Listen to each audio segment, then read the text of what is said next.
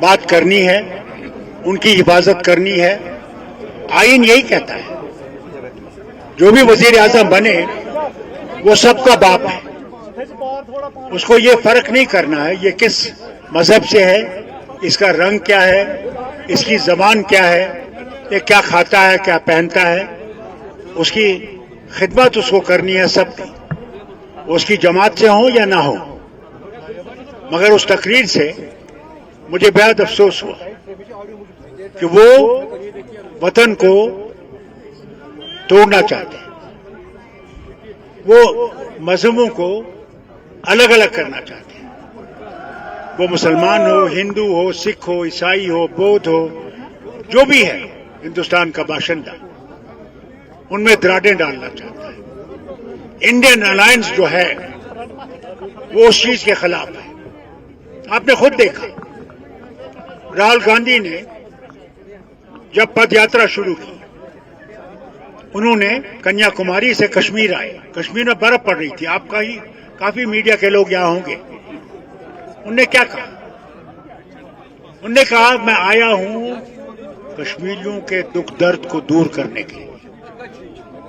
मैं आया हूं आपको बताने के लिए कि इंडियन अलायंस जो है वो वतन को एक रखना चाहती है। अंबेडकर के जो आईन है उसकी हिफाजत करना चाहती है। आज हम सब जो यहां बैठे हुए हैं, रोहल्ला साहब जो हमारे श्रीनगर कैंडिडेट है, मेरी जगह पे वहां जाएंगे।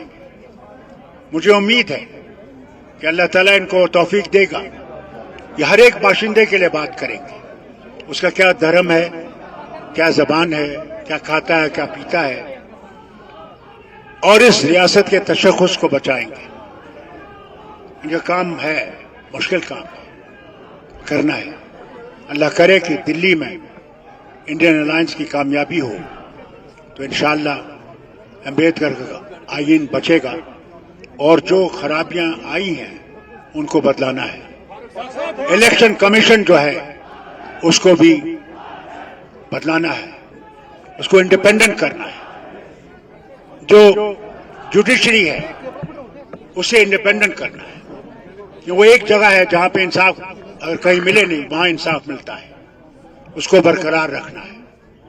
कई ऐसी चीजें करनी है, जैसे गवर्नर हैं, उन गवर्नरों को भेजना है जो लोगों की खिदमत करें, न कि दिल्ली की खिदमत करें। वो लोगों का दर्द देखें, न कि दिल्ली का दर्द देखें। इंस्टीट्यूशंस हैं जिनमें इनने कई नालायक लोग भरे हैं जो उनके सरबराह बने हुए हैं। हमें उन इंस्टीट्यूशन को बचाना है जो यहां के लोगों की हिफाजत करता है। आप देखिए, जम्मू में देखिए, IIT आया, IIM आया। आज कितने हैं जो हमारी रियासत के बच्चे और बच्चियां उनमें तालीम पा रही हैं? कितने हमारे उस्ताद हैं, प्रोफेसर हैं जो हमारी रियासत से एक। क्या हमारे लोग इतने बेवकूफ हैं कि उसमें नहीं जा सकते? 5 यूनिवर्सिटीज हैं, 5 में बाहर के वाइस चांसलर से। क्या यहां कोई काबिल नहीं है वो वाइस चांसलर बन सके? इन चीजों का मुकाबला करना है। अभी हमारे यहां बच्चे डूब गए। जो पुल उमर अब्दुल्ला ने शुरू किए थे, 16 से वहीं पर खड़े हैं। आज भी इनको होश नहीं आ रहा है। वो पुल हमने लोगों की खिदमत के लिए बनाए थे कि ऐसे वक्त आएगा कि दरिया बहुत तेज हो, ये लोग कॉलेज और स्कूल नहीं पहुंच सकेंगे। हमारे लोग जो वहां रहते थे वो दफ्तरों में नहीं पहुंच सकते, मगर इन्हें उसको देखा नहीं। और फिर कहते हमने बड़ी तरक्की की। अभी बारिश हुई, सारा श्रीनगर अंदर से डूब गया। इनकी हालत देखिए, ड्रेनेज सिस्टम देखिए। ये बदलाना है।